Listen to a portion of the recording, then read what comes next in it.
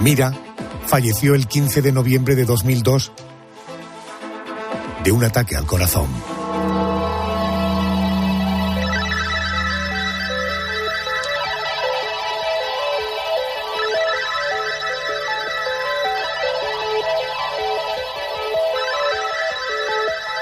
Cerramos el expediente de la crónica negra de esta semana.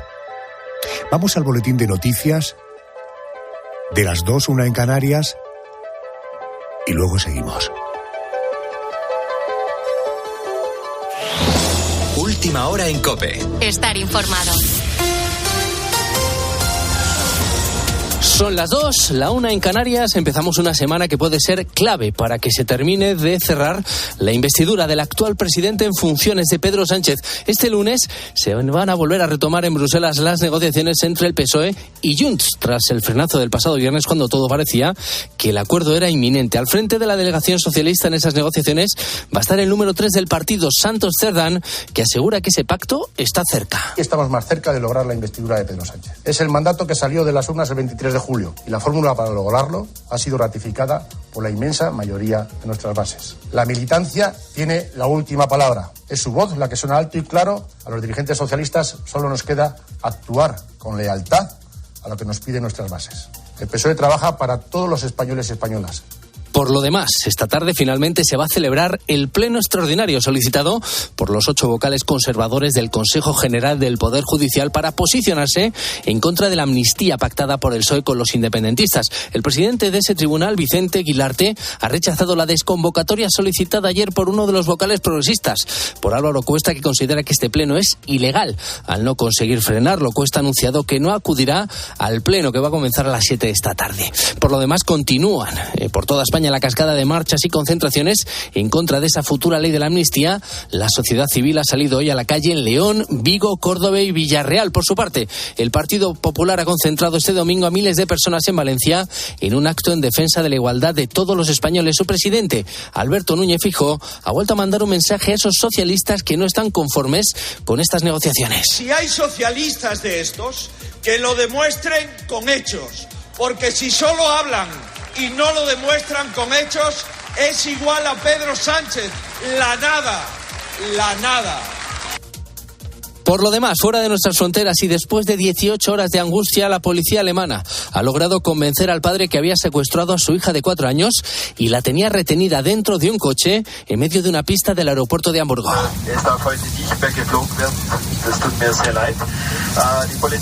El hombre de 35 años ha sido detenido. Quería llevarse a la niña a su país natal, a Turquía, sin permiso de la madre. No era la primera vez que había esta disputa por la custodia de la menor. La niña está bien, no ha sufrido heridas.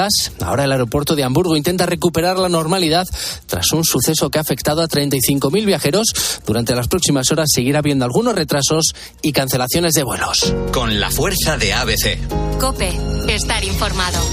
Y en deportes, pinchazo del Real Madrid que no ha podido pasar del empate a 0 en el Bernabéu ante el Rayo Vallecano y deja como líder en solitario y con 2 puntos de ventaja sobre los blancos al Girona. Además, triunfos este domingo del Athletic Club de Bilbao en Villarreal, que deja muy en el aire el futuro del técnico amarillo de Pacheta, del Valencia ante el Granada y del Alavés ante el Almería. Y en Fórmula 1, meritorio podio el que ha conseguido Fernando Alonso en el Gran Premio de Brasil. El piloto español ha acabado tercero después de batir en la misma línea de meta Checo Pérez. Alonso suma ya 106 podios en su carrera. La victoria ha sido para el holandés Max Verstappen. Carlos Sainz ha acabado sexto. Tienes más información en nuestra web, en cope.es. Ahora sigues escuchando La Noche de COPE con Adolfo Arjona.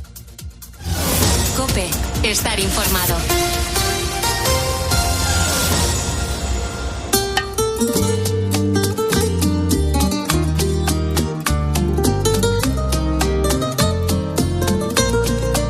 Escuchas La Noche con Adolfo Arjona. COPE. Estar informado. Esperaré a que vayas por donde yo voy, a que tu alma me des como yo te la doy. Esperaré a que aprendas de noche a soñar, a que de pronto me quieras besar. Esperaré que las manos me quieras tomar, que tu recuerdo me quieras por siempre llevar. Precioso este bolero. La primera vez que yo oí este bolero fue una versión que hizo Manzanero con Sole, de presuntos implicados. Esta es con Café Quijano, que bien suena. A que sientas nostalgia por mí, a que me pidas que no me separe de ti. Tal vez jamás seas tú de mí, mas yo, mi amor, esperaré.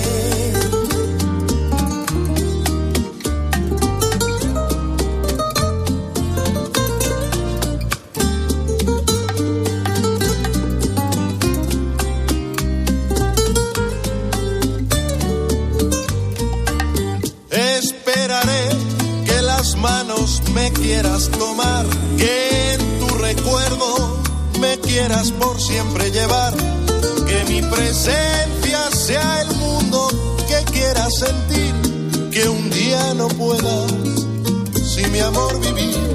Esperaré a que sientas nostalgia por mí. Qué bonito. Bueno, desde ahora y hasta el próximo boletín de noticias, mi plan es realizar un viaje de 30.000 kilómetros alrededor del mundo al que te invito.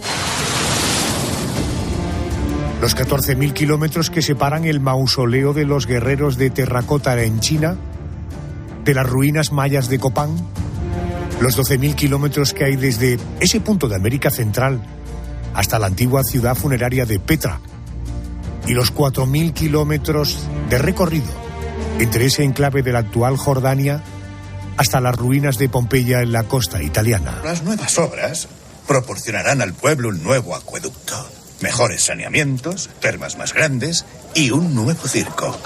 Una nueva Pompeya. Te propongo realizar un viaje por el mundo, y un viaje a lo largo de distintos siglos.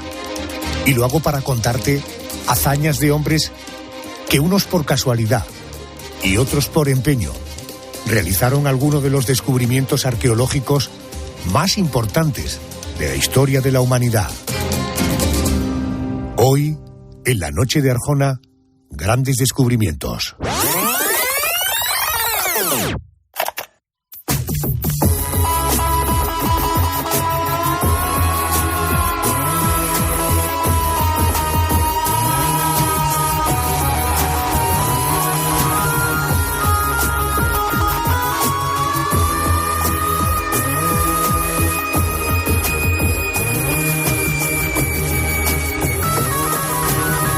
Ahora que tanto estamos hablando de sequía, de la ausencia de precipitaciones, en definitiva del agua, te voy a demostrar esta noche cómo el agua ha sido una preocupación, una inquietud, desde luego un bien absolutamente muy valorado desde hace miles de años. Fíjate que, ¿sabías que la sequía estuvo detrás de uno de los descubrimientos arqueológicos más importantes del siglo XX? Empezamos el viaje. Te quiero llevar a un punto muy concreto de la ruta de la seda en China. Sitúate en Xi'an, una ciudad en la que viven más de 3.200.000 habitantes, Carmen, y miles de soldados hechos de terracota. Sí, los guerreros de terracota, también conocidos como guerreros de Xi'an, que son una colección de más de 8.000 estatuas realizadas entre los años 246 y 209 a.C., en tiempos del primer emperador de China, a quien se atribuye haber unificado por primera vez el país. Fue también, por ejemplo, quien impulsó la primera versión de la Gran Muralla China. Estas figuras de terracota conforman un mausoleo, un ejército que protegería para siempre al emperador tras su muerte. Gracias al descubrimiento del que enseguida vamos a hablar, hoy sabemos que su construcción comenzó poco después de la llegada al poder del emperador y que se terminó de construir un año después de su fallecimiento. Su construcción fue tan larga como multitudinaria. En ella, a lo largo de esos casi 40 años, participaron más de 700.000 obreros. Gracias, Carmen. Nadie mejor que María José Fernández es restauradora y comisaria de la exposición Soldados de Terracota, que se celebró, recordaréis, en el año 2020 en Salamanca. María José, muy buenas noches y bienvenida a la COPE. Hola, buenas noches, Adolfo. Vamos a hablar de una construcción que data del siglo III a.C., pero no es hasta el siglo XX cuando ese ejército de terracota sale a la luz. ¿Se conocía su existencia? Es decir, antes de su descubrimiento, ¿había referencias históricas sobre la existencia y la ubicación de estas esculturas? Bueno, referencias históricas no como tales, porque realmente el primer historiador que referenció la existencia de ese yacimiento fue un historiador que se llamaba Sanikian, que era del siglo I antes de Cristo. Entonces, después todo eso, debido a las múltiples revueltas que hubo y los distintos cambios de imperios y tal, y luego con la revolución cultural de Mao, eso quedó todo convertido como una especie de leyenda. Se sabía, pero no se sabía dónde. Se magnificaba con que podía existir, que algo tenía que haber, pero nadie se atrevía a indagar. Incluso el arqueólogo que participó en el hallazgo, que no fue del hallazgo, pero lo corroboró, digamos, lo mantuvo en secreto durante un año por miedo a las autoridades. Entiendo. Decía yo antes que la sequía estuvo detrás del descubrimiento de este ejército de terracota. Vamos a situarnos en 1974. Aquel año, la zona de China en la que se encuentran estas esculturas vivía una de sus peores sequías en décadas. Para muchos campesinos, agricultores, la única opción para tener agua era buscarla en las profundidades de la tierra cavando pozos. Y ahí me quiero parar. María José, ¿quién fue la primera persona en encontrar un guerrero de terracota? Pues la primera persona fue uno de los campesinos, que eran realmente 3 hermanos, que estaban cavando un pozo, y cuando llegaron más o menos a una profundidad de 5 metros, se dieron cuenta que la pala chocaba como con una especie de cántaro invertido. Entonces suspendieron la excavación y empezaron a horadar con sus propias manos alrededor de la figura y iba emergiendo a la cabeza de uno de los soldados. Ya había habido algunos, la gente en los campos y tal había encontrado vestigios de piezas de terracota y tal, pero ellos mismos se quedaron maravillados de lo que podría suponer eso, y al mismo tiempo aterrorizados, porque existía la leyenda también de que podría traer muchísima mala suerte porque procedía de un tiempo maldito para la historia de China, o como se lo querían vender en ese momento. Entiendo. Hablamos de campesinos. ¿En qué momento entra en acción el arqueólogo? El arqueólogo, que era un arqueólogo autodidacta, que tenía, bueno, pues una afición tremenda y tal, había encontrado a su vez, a una distancia de 1,5 kilómetros, unas piezas que correspondían a 2 guerreros, que sigilosamente las fue recomponiendo. Pero tampoco se atrevió a avisar a las autoridades por miedo a que se las robasen y se las deshiciesen, porque no podía haber ningún vestigio de las anteriores tradiciones, y menos de las épocas imperiales, que es lo que representase todo aquello.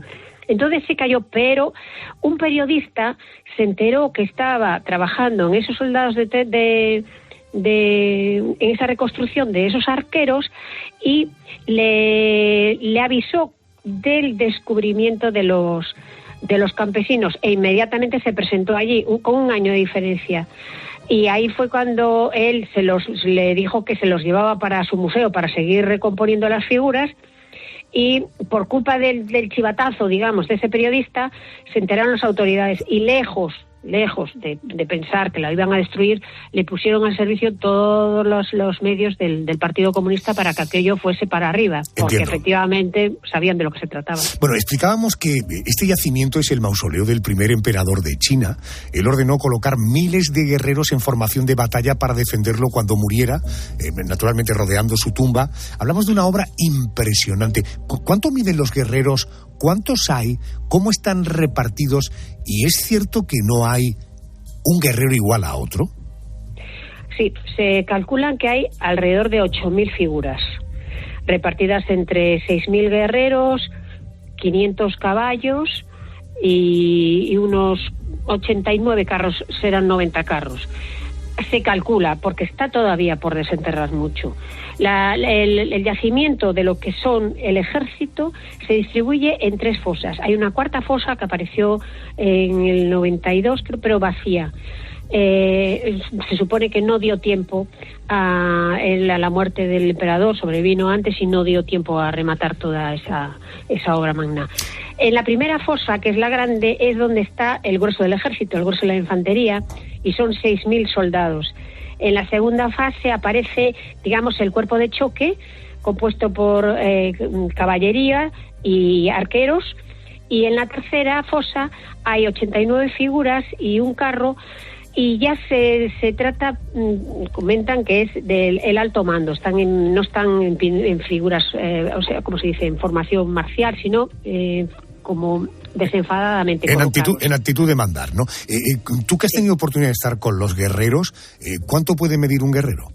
Pues miden alrededor son un poco más altos de la media, entre 1,70 y 1,80 para los generales. Hay que contar que también están elevados sobre un zócalo de ladrillo. 1,70, 1,80, 8.000 guerreros, esos incluyen también con caballos, con carros, sí, imaginaros sí. De lo que estoy hablando. Sí. Bueno, hace menos de 50 años que los guerreros de terracota fueron descubiertos, después de, más de 2.000 años ocultos bajo tierra y bajo la vegetación. En tu opinión, en opinión de los expertos, ¿cuál es su valor arqueológico y qué permitió conocer este yacimiento sobre la China imperial? Bueno, en mi opinión, como humilde restauradora, es uno de los principales hallazgos del siglo XX. Hablan del hallazgo más importante realizado en el siglo XX, por su magnitud, sobre todo, por su magnitud y también por su estado de conservación, porque aparte de que no se pudo conservar la policromía de todos ellos, que era espectacular, o era de suponer que era espectacular, los guerreros son todos distintos, parten de 8 moldes iniciales, pero luego la mano de los maestros artesanos remataban con una capa de arcilla fina todos los rasgos, pero todos distintos, todos con gestos distintos, peinados diferentes, muy cuidado su atrezo, muy cuidado los detalles de sus uniformes, cuidadísimas las armas. Es una maravilla, o sea, como yacimiento, como logro de encontrar el yacimiento arqueológico y lo que queda por desenterrar es una maravilla. Queda por desenterrar la tumba donde está el emperador. Correcto. Que por ahora no se puede entrar. Señora Fernández, usted ha tenido, en fin, y le noto hablando la pasión cuando me habla de los guerreros, la oportunidad de verlos muy cerca de usted. ¿Ha tenido la oportunidad de ir hasta el yacimiento a Xi'an? No. Ese sería un bonito regalo de cumpleaños, reconózcamelo, pues sí, Pues sí. No le digo que no. Por si alguien está escuchando. María José, gracias por atenderme y darnos un poquito de luz en este acontecimiento arqueológico de primerísimo nivel que afortunadamente podemos ver en el mundo entero a partir de estas exposiciones itinerantes. Gracias por atenderme. Muchísimas gracias y buenas noches.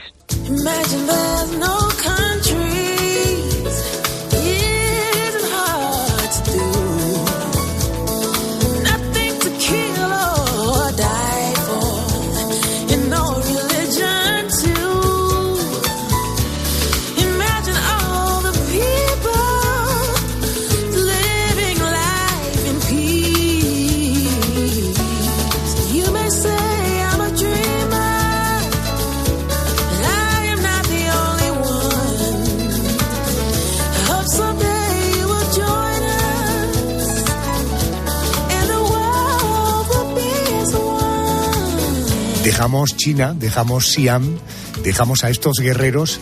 Vamos a hablar ahora de los mayas.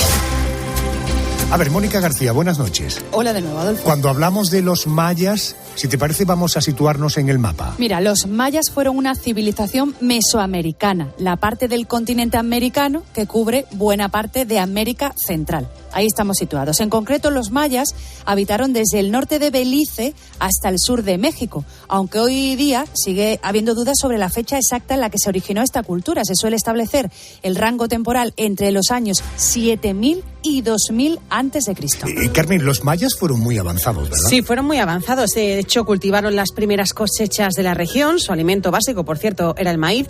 Domesticaron a su fauna, construyeron ciudades, incluso un complejo calendario. Tenían la creencia de que la divinidad podía encontrarse en todas las cosas. Una civilización, como dices, Adolfo, muy avanzada, que igual que se desarrolló, desapareció de una forma repentina. Su desaparición es, de hecho, uno de los enigmas arqueológicos más estudiados de la historia. Mónica, es una civilización que colapsó. Sí, no se sabe a ciencia cierta por qué esa cultura tan poderosa colapsó de forma tan brutal. Hay expertos que ven en la sequía una razón fundamental. Los centros de las ciudades se convirtieron en zonas desérticas y muchos mayas se dispersaron hacia otras tierras más fértiles. Abandonaron las ciudades y se instalaron en pequeñas aldeas. Los pocos que quedaron se convirtieron en vulnerables ante la colonización europea que comenzaría en el siglo XVI. Cuando para entonces los españoles conquistaron aquellas tierras, la mayoría de las grandes ciudades mayas ya estaban abandonadas. Hablemos de un experto con un experto sobre este asunto. Es Izaskun Álvarez Cuartero. Es profesora de Historia de América Prehispánica, Indígena y Colonial de la Universidad de Salamanca. Es especialista en mayas y yucatecos peninsulares. Izaskun, muy buenas noches. Hola, buenas noches, Adolfo. Buenas noches, es un placer. Gracias. Yucateco no debe ser una fruta, ¿no? No es una fruta. Bueno, cuando hablamos de la cultura maya, hablamos de un territorio extenso, Adolfo, de un territorio que bueno, actualmente la península del Yucatán, que es una de las pocas penínsulas que mira al norte del mundo, comprende 3 estados mexicanos, que son Campeche, Yucatán y Quintana Roo, pero también tenemos el estado de Chiapas, Tabasco, que también hay presencia maya en el periodo prehispánico, y luego tenemos 4 países en realidad, que son Honduras, Guatemala, Belice, la que fue Honduras británica, y El Salvador. Correcto. Es decir, es un territorio de casi 300.000, cerca de 300.000 kilómetros cuadrados, que es un territorio grande, extenso. Resuelta la duda de que yucateco tiene que ver con Yucatán, claro. Vamos con una primera curiosidad que conviene resolver. Una de las señas de identidad de la cultura maya son las pirámides. Sabemos que los egipcios las construían como monumentos funerarios. Oiga, ¿y los mayas con qué finalidad construían sus pirámides? Claro, las pirámides, además, con esos lienzos tan rectos que tienen los egipcios, no tienen nada que ver con las pirámides, o mejor dicho, los templos mayas. A nosotros hay pirámides, muchas de ellas escalonadas, pero nos gusta utilizar el término, pues esa estructura, centros ceremoniales con alguna pirámide escalonada, o algunas muy rectas, como pueden ser la de Uxmal, ¿no? En Yucatán. Pero no tiene nada que ver, no estamos hablando de pasadizos secretos, de tumbas, no estamos hablando de esa imagen estereotipada que se tiene también de la cultura egipcia. Aquí estamos hablando de lugares, de pirámides que la parte superior tienen un templo, algunas son de carácter, es decir, en esos templos tenemos enterramientos, tenemos lugares funerarios, pero en otras no. Tenemos pirámides, por ejemplo, que debajo guardan otra pirámide, otro templo, que encima se ha construido otro encima, o tenemos algunas, por ejemplo, la de Chichén Itzá, que debajo tiene un cenote.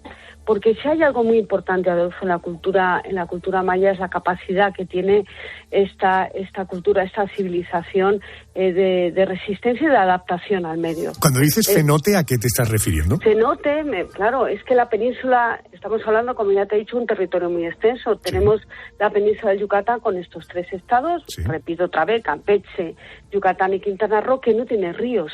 No tiene ríos, no tiene cauces fluviales. Si tiene, por ejemplo, Chiapas, o si tiene... Intentamos aclarar cenote. Pero cenote es un ojo de agua subterráneo, que puede ser de agua, la gran mayoría de ellos son de aguas dulces, también puede haber cenotes salados. Como un lago, ¿no? Sí, pero formado, es una oquedad, una cavidad formada de carbonato cálcico, de CO3CA, porque en la península de Yucatán tiene un mantillo muy fino y luego roca. Y esos cenotes son ojos de agua que es los que facilitan, es decir, que haya agua y que los mayas, sobre todo en la península de Yucatán, pudieran asentarse en determinados lugares. Claro, no se puede entender un centro ceremonial sin un cenote. Correcto. Porque si no hay agua, el agua no como un bien fundamental. Fíjate que lo tenemos claro ahora en el siglo XXI. Solo para el caso yucateco, para el mayap, lo que nosotros, los que nos dedicamos a los mayas peninsulares, llamamos el yamat. Vamos a entrar en la historia de los personajes. Cuando en el siglo XVI los exploradores españoles llegaron a aquellas tierras de América Central, no dieron ninguna importancia a las ruinas que encontraron. Habría que esperar al siglo XIX para que las ruinas mayas fueran, diríamos, redescubiertas. Carmen, primero vamos a conocer a los 2 exploradores protagonistas de esta historia. Uno de ellos, John Lloyd Stephens, estadounidense, licenciado en Derecho y miembro del Partido Demócrata. Dejó a un lado su carrera política por una cuestión de salud. Los médicos le aconsejaron trasladarse a Europa para recuperarse de los problemas respiratorios que sufría. En Londres conoció al otro protagonista, a un británico llamado Frederick Catherwood, adinerado arquitecto e ingeniero que para entonces había participado en varias expediciones arqueológicas. Lloyd, el americano, movió hilos para volver a América como embajador de Estados Unidos en la República Federal de Centroamérica. Su objetivo no era otro que aprovechar para investigar vestigios arqueológicos en esa parte del continente. Una misión para la que contrató a Catherwood, al británico. Bueno, ellos son los dos protagonistas del redescubrimiento de la civilización maya, porque quienes las habían descubierto varios siglos atrás no le habían dado prácticamente importancia. Stephens, Catherwood, ellos iniciaron su expedición en 1839. Izaskun, ¿sabían lo que buscaban?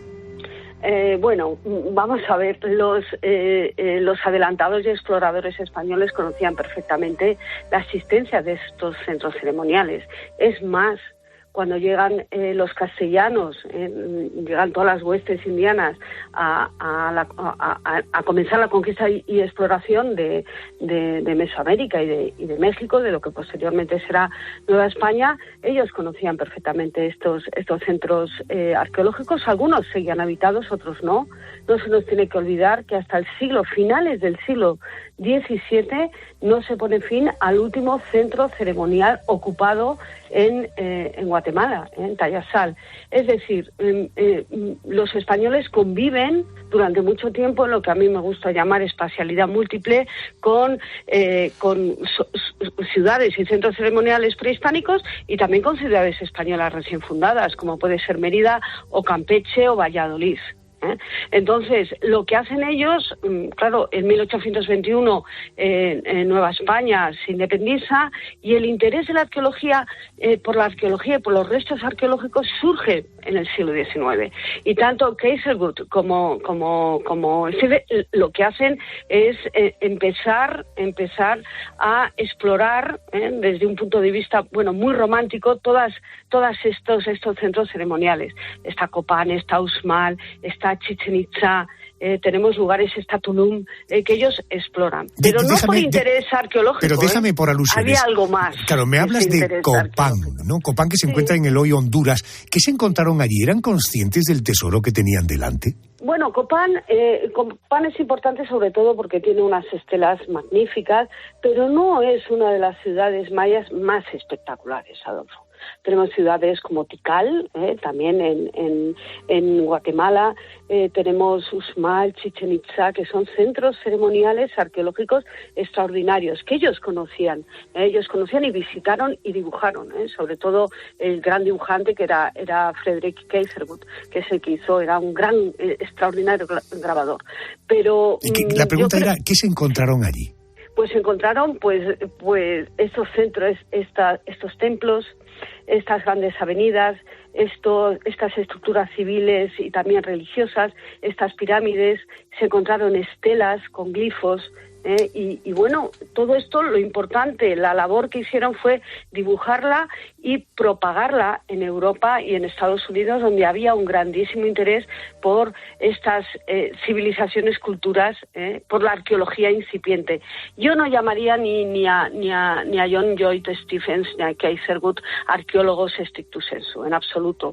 Eran exploradores, dibujantes, que tenían intereses en conocer la orografía de la zona, porque tanto Estados Unidos tenía, por el Destino Manifiesto en el año 1839, intereses en este territorio, como también lo tenía la reina Victoria, y claro, ellos trabajaron haciendo pues obras hidráulicas, obras de ingeniería, ferrocarriles, y enviando muchos informes a la corona y a los servicios británicos, y estadounidenses. A casi todos nos suena, o incluso hemos visitado antiguas ciudades mayas como Tulum o Chichen Itza, pero más allá de estos lugares tan turísticos, las ruinas que a mediados del siglo XIX descubrieron estos dos exploradores, ¿son hoy visitables?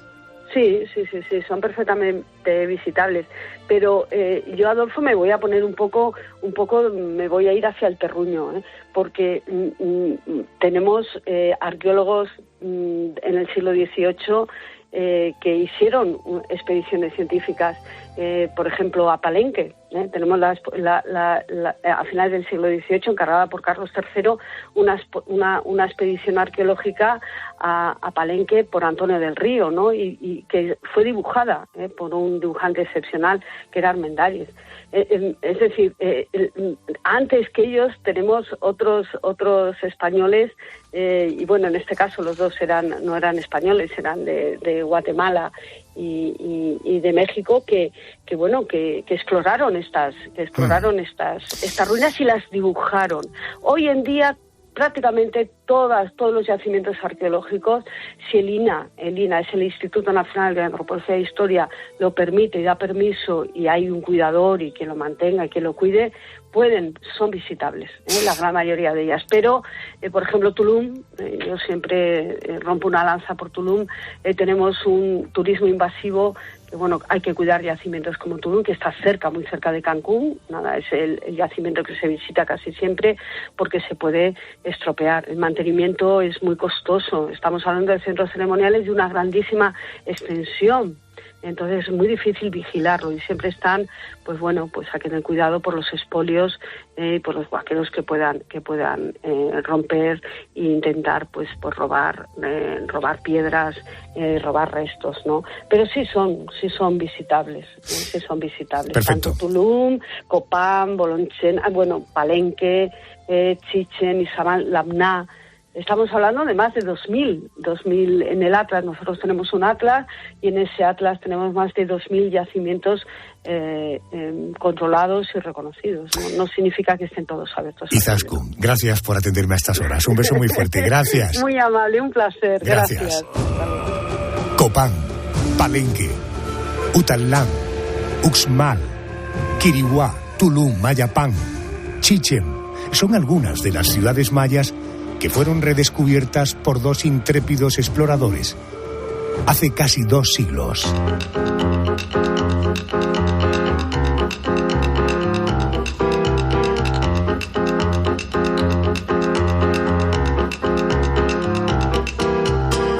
Dejamos a los mayas y continuamos nuestro viaje hasta Jordania.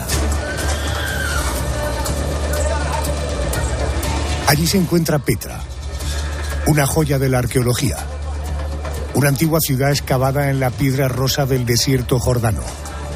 Era la antigua capital de los nabateos, un pueblo árabe que controlaba buena parte de Oriente Medio. Fueron muy avanzados, por ejemplo en la creación de mecanismos para capturar, almacenar y transportar el agua. Otra vez el agua. Petra, en la actual Jordania, se situaba en la ruta comercial entre el Mar Rojo y el Mediterráneo y, por tanto, entre dos civilizaciones, la oriental y la occidental. Su ubicación estratégica hizo que el imperio nabateo aumentara la riqueza gracias a los tributos que había que pagar para que las mercancías pasaran por allí. Los habitantes de Petra quisieron plasmar esa riqueza en las construcciones que hoy conocemos. Entre cañones y desérticas montañas se abre paso esta antigua ciudad funeraria que permaneció oculta para Occidente hasta el siglo XIX. Voy a contactar con la profesora titular de Historia Antigua de la UNED, es autora de numerosos libros sobre el Próximo Oriente, ha estado al menos 6 veces en Petra. Ella es Ana María Vázquez. Muy buenas noches y bienvenida a la cadena COPE. Hola, muchas gracias, bienvenida, bien hallada, digamos. Y mi segundo apellido es Oiz, porque hay una persona muy famosa que se llama también Ana Vázquez. Correcto, pues Ana María Vázquez Sóez. Oiz. Oiz, correcto. H-O-Y-S. Ana María, hay que aclarar que Petra fue redescubierta en Occidente, pero que en Oriente sí se sabía de su existencia. ¿Querían mantenerla oculta para preservarla y ponerla a salvo de cazatesoros o realmente no eran conscientes de su valor? Bueno, yo creo que no eran conscientes de ese valor que nosotros les atribuimos, pero en realidad, al ser un importante enclave de comercio, obviamente estaba protegida su existencia, porque a los que compraban y vendían no les interesaba que se supiese el origen de esas mercancías. Tengo entendido que la antigua ciudad de Petra fue redescubierta en el año 1812. El protagonista de esa hazaña fue un suizo llamado Jean-Louis Barnard. ¿Quién fue este personaje y cómo se les ingenió para explorar el Antiguo Oriente, incluso llegar a la ciudad perdida de Petra? Pues bueno, fue un personaje muy curioso, como hay muchísimos cuando hablamos de estos antiguos exploradores. Y él fue a vivir, estudió en Inglaterra, estaba viviendo en Londres y le contrataron pues para hacer exploraciones por Oriente, ¿no? La Sociedad Geográfica Inglesa. Y se enteró por casualidad de la existencia de un lugar interesante, X, que él no sabía ni lo que era, y ya había aprendido árabe, había vivido 2 años en Alepo, se disfrazó y se hizo nombrar con un nombre árabe y decidió descubrirla, claro, y se jugó la vida, le podían haber matado. Correcto, porque Jean-Louis Barjar fue el primer occidental moderno en adentrarse en Petra. El camino que recorrió hasta allí y lo que vio al adentrarse en la ciudad lo tuvo que retener en su memoria. No podía tomar notas en su cuaderno porque entonces descubrirían su interés por aquel enclave arqueológico y lo matarían. Ana María, ¿cómo fue aquel día de agosto de 1812 en el que el explorador suizo llegó a Petra? ¿Qué pudo conocer de la antigua ciudad nabatea? Pues mira, tengo delante precisamente el primer mapa que él editó y dibujó ya al volver a Inglaterra, y lo que tiene es simplemente pues la entrada del Sir, que es como 1,5 kilómetros, y luego el círculo de montañas alargado, y no pudo, supongo que no debió, no sé si subiría a los lugares altos, porque él lo que intentaba era, la excusa que dio fue que quería visitar la tumba de Aarón, que está por allí cerca, y cuando subes a los lugares altos la ves a lo lejos. El explorador suizo mantuvo su descubrimiento en secreto, tal y como había prometido a los guías.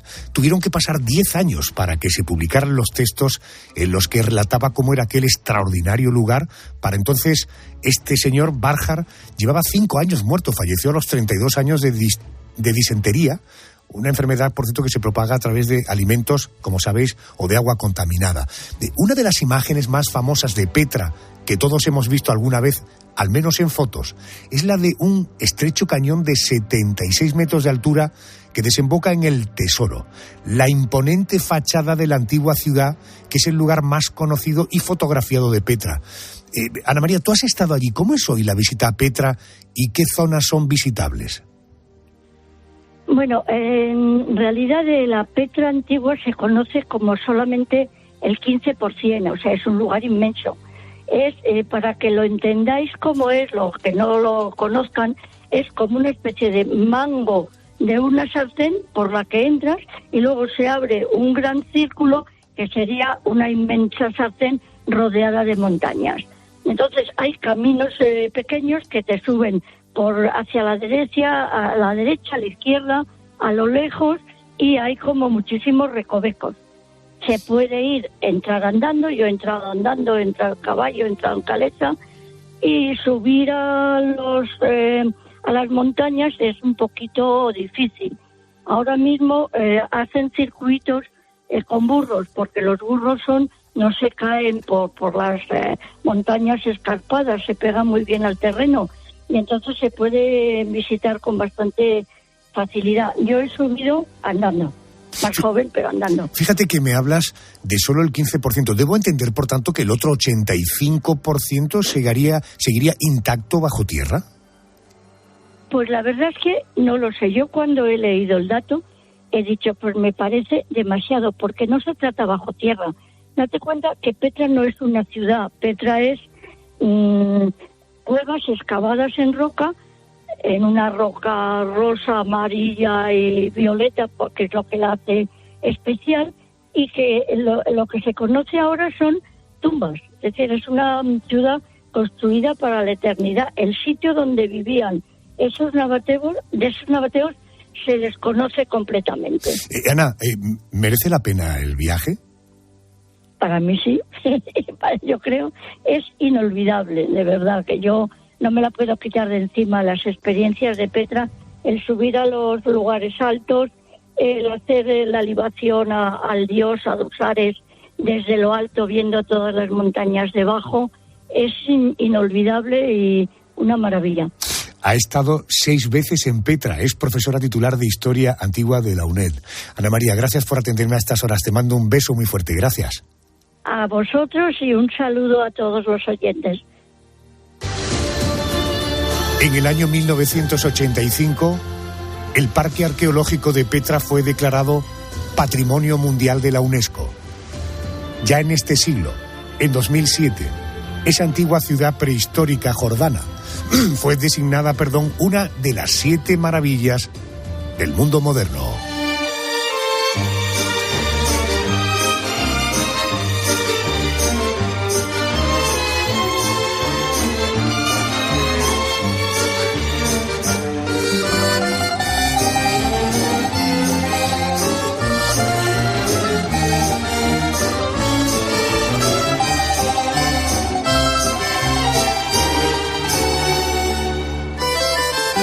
Te quiero llevar a otro lugar por el que cada día pasan unas 20.000 personas. Quizás alguna vez tú mismo has formado parte de esa estadística. Vamos a hacer un viaje en el tiempo. Hay más grietas, todas nuevas. ¿Qué estás sugiriendo? ¿Que suspendamos los juegos? Claro que no, solo posponerlos. Este anfiteatro lleva 100 años en pie, incluso resistió al gran terremoto. Puede que ya no sea tan seguro.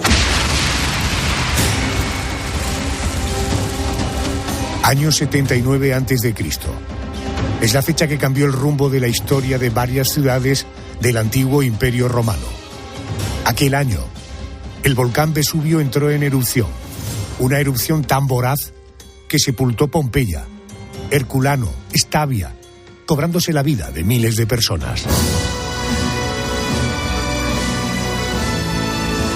Hoy Pompeya es uno de los yacimientos arqueológicos más famosos e importantes del mundo, entre otras cosas porque su magnífico estado de conservación, un lugar que hoy pueden visitar 20.000 personas cada día gracias a un español que hace 3 siglos descubrió aquella ciudad enterrada.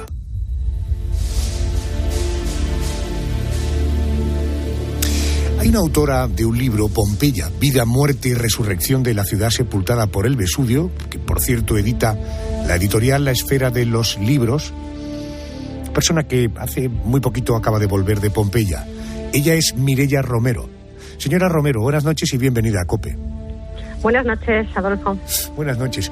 En el año 79 a.C., el Vesubio entra en erupción, un desastre natural que sepultó varias ciudades, entre ellas Pompeya, quedaron olvidadas durante siglos. ¿Esto ocurrió por desinterés o por desconocimiento? Porque no se sabía exactamente en qué lugar se encontraban. Pues un poco de todo, pero sobre todo probablemente desinterés. Y esto es un poco relativo, porque fíjate que la gente del entorno conocía esa zona como la Civita, o sea, como la Civitas romana, que es la ciudad, es el término con el que se conoce la ciudad romana. O sea, que ya había como un recuerdo de que en esa zona debía haber restos de época romana. Luego hay datos que nos indican que algunas personas, eruditos, habían identificado esa zona como el lugar donde debería estar sepultada Pompeya, y de hecho en las excavaciones se han encontrado restos que son de época posterior, es decir, de gente que se había aventurado buscando tesoros, y se aventuran buscando tesoros es porque creen que desde luego allí debe de haber algo, está el recuerdo, ¿no? Ya en el siglo XVI, cuando Carlos V regresa de la campaña de Túnez, por ejemplo, se cuenta que vio unas ruinas y que pensaban que era Estavia. De forma que sí que hay datos, noticias que apuntaban a la posibilidad de que existiesen unas ruinas en este entorno, en la zona de donde después se va a excavar Pompeya. Entiendo. La antigua ciudad romana de Pompeya fue descubierta en el año 1748 por un español.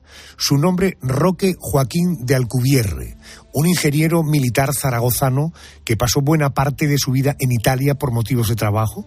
Era un apasionado del mundo antiguo y allí pudo unir su pasión y su profesión. Por cierto, Mireia, ¿qué tuvo que ver Carlos III, Carlos de Borbón, que años después se convertiría en el rey Carlos III? Supongo que algo tuvo que ver su nombramiento como rey de Nápoles. Digo, ¿qué tuvo que ver Carlos III de España con el descubrimiento de Pompeya? bueno, tuvo que ver todo. Es fundamental, es una figura fundamental. Efectivamente, Carlos de Borbón llega a Nápoles para tomar posesión del reino, se convierte en Carlos VII de Nápoles, y él va a comprar una villa que había pertenecido al príncipe del Bef. En esta villa, cerca, se había encontrado, casualmente, se había excavado un pozo y se habían encontrado algunas esculturas. Perdón, pero cuando él compra ese terreno, lo que pretende hacerse es una vivienda, un palacio, ¿no? Claro, exactamente, que será el futuro Palacio de Portici, que es el palacio al que, además, cuando comiencen las excavaciones, se van a llevar todos los restos. Los restos que se rescaten se llevan al Museo de Portici, que es donde se va a inaugurar el primer museo, que será el Museo Ercolanense. Después, cuando las previsiones desborden todas las expectativas de lo que se había pensado que podía sacarse la luz, tendrán que trasladar todos esos restos a Nápoles, al nuevo museo, que hasta el día de hoy es el Museo Arqueológico de Nápoles. Oye, ese emplazamiento que elige Carlos III es a los pies del propio Vesubio, ¿no? Está muy cerca, es la ciudad de Resina, que está muy cerquita, y es donde se excava la ciudad de Herculano, que está, pues, efectivamente a los pies del Palacio de Portici, muy cerquita del Vesubio. ¿Y dónde ubicamos a Roque Joaquín de Alcubierre? Pues Joaquín de Alcubierre había estado a las órdenes del monarca, era un ingeniero militar, y es a quien el rey va a encomendar estas excavaciones.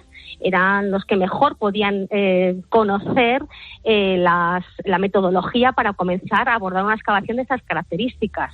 En un lugar, primero es Herculano, donde comienzan a excavar en 1738, que está a gran profundidad. Hay zonas que están hasta 23 metros de profundidad, porque cuando se produjo la erupción del Vesubio hubo además un terremoto y la ciudad se hundió, y además todos los materiales que cayeron sobre la ciudad eran materiales muy duros, era muy difícil excavar en esta zona, había que abrir túneles, trabajar como en una mina. Correcto. Era una labor. Por situar a los oyentes, yo he dicho que en 1748 se descubre Pompeya. Vámonos unos años atrás, 1738, 10 años antes, comienzan las obras de excavación para desarrollar el proyecto del futuro rey de España. ¿Cómo fueron aquellos trabajos?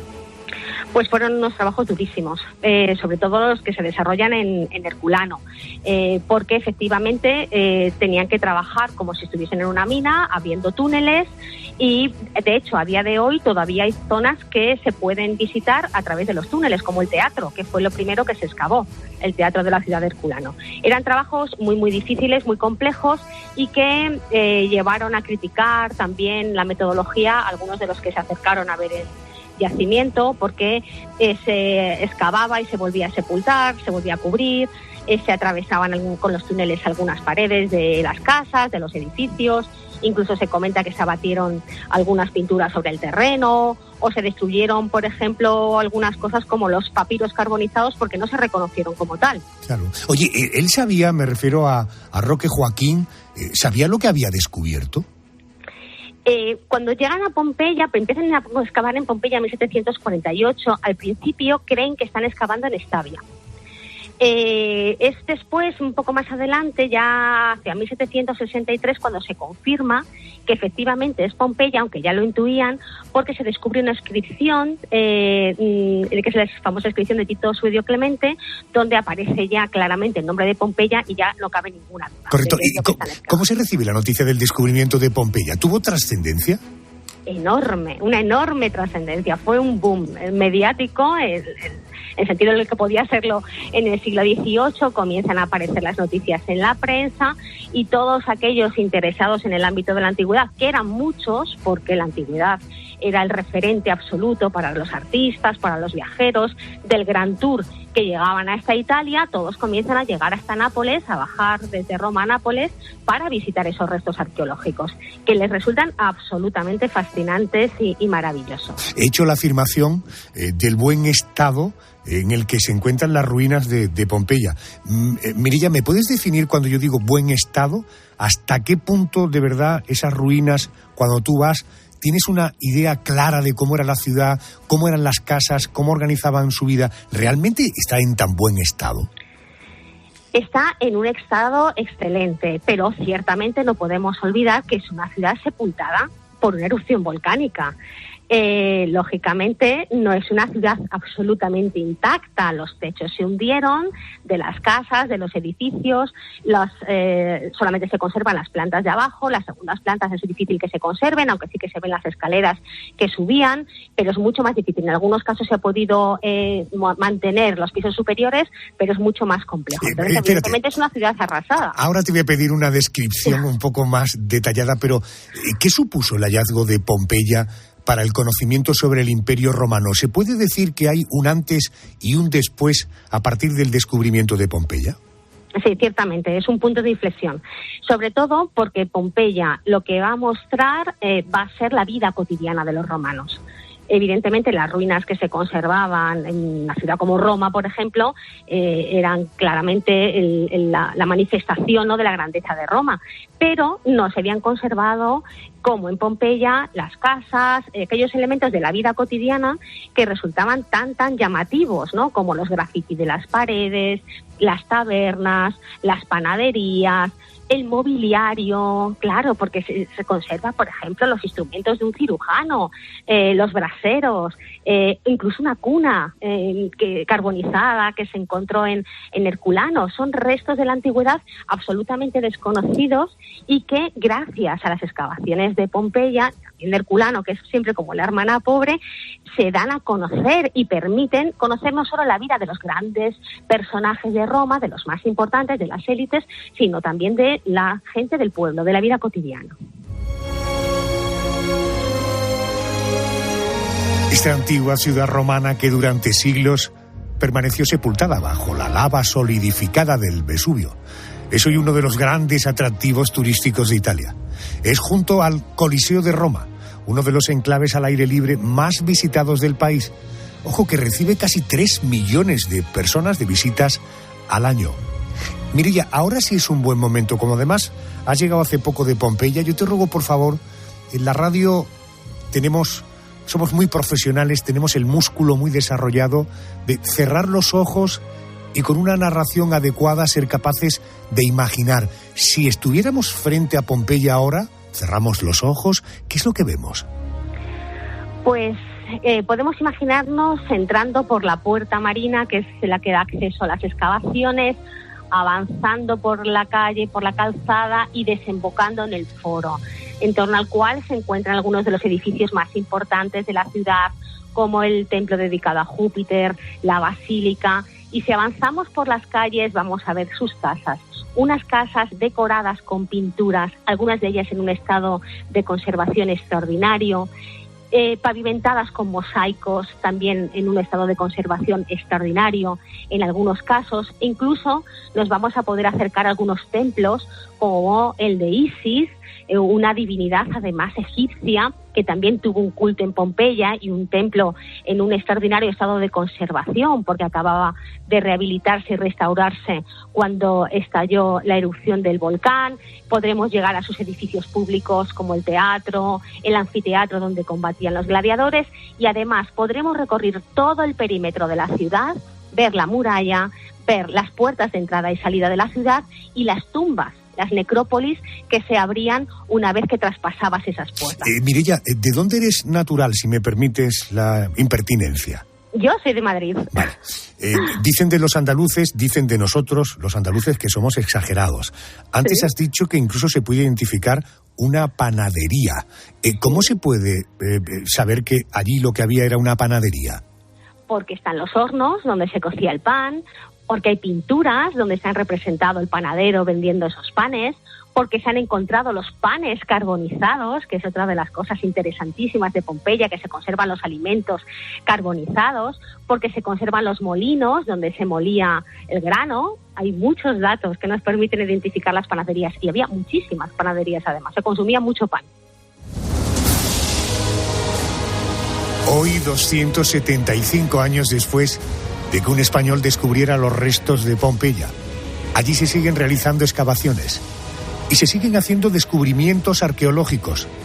Todavía hoy, una tercera parte de esa antigua ciudad romana del primer siglo de nuestra era sigue enterrada bajo la ceniza y la lava solidificada del Vesubio. Señora Romero, Mireia, gracias por atenderme a estas horas. Gracias. Muchísimas gracias a usted y a todos los oyentes.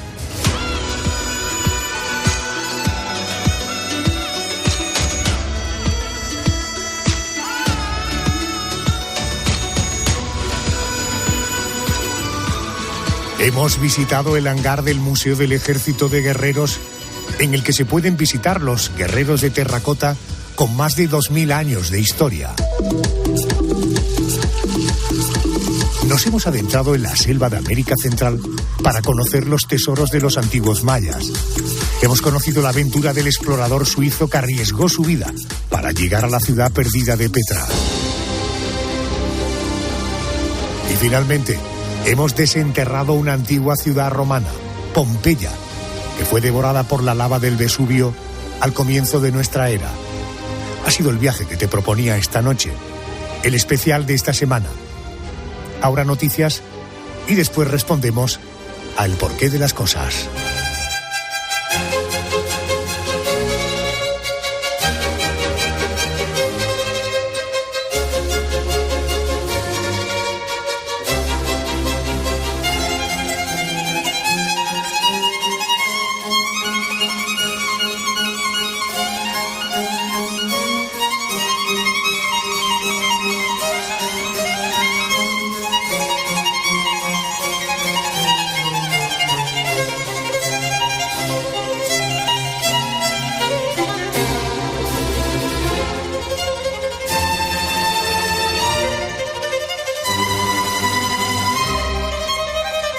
Adolfo Arjona.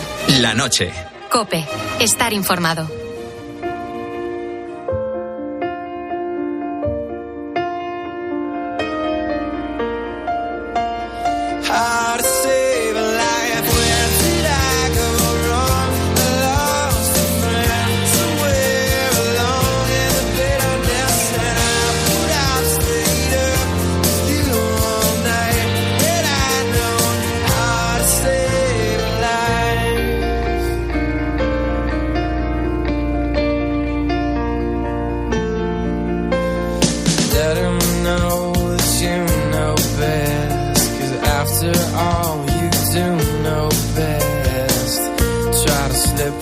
Yeah.